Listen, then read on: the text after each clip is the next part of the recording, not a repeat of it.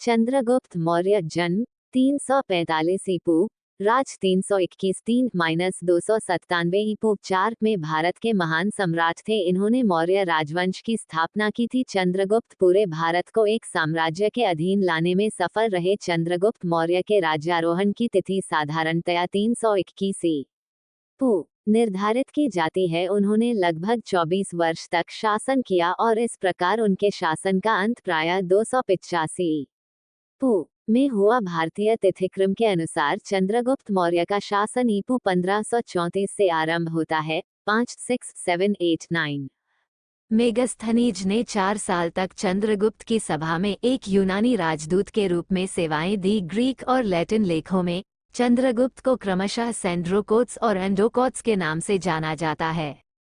चंद्रगुप्त मौर्य प्राचीन भारत के इतिहास में एक महत्वपूर्ण सम्राट है। चंद्रगुप्त के सिंहासन संभालने से पहले सिकंदर ने उत्तर पश्चिमी भारतीय उपमहाद्वीप पर आक्रमण किया था और 324 बीसी में उसकी सेना में विद्रोह की वजह से आगे का अभियान छोड़ दिया, जिससे भारत ग्रीक और स्थानीय शासकों द्वारा शासित भारतीय उपमहाद्वीप वाले क्षेत्रों की विरासत सीधे तौर पर चंद्रगुप्त ने संभाली। चंद्रगुप्त ने अपने गुरु चाणक्य, जिसे कौटिल्य और विष्णु गुप्त के नाम से भी जाना जाता है, जो चंद्रगुप्त के प्रधानमंत्री भी थे, के साथ एक नया साम्राज्य बनाया, राज्यचक्र के सिद्धांतों को लागू किया, एक बड़ी सेना का निर्माण किया और अपने साम्राज्य की सीमाओं का विस्तार करना जारी रखा। सिकंदर के आक्रमण के समय लगभग समस्त उत्तर भारत धनानंद द्वारा शासित था।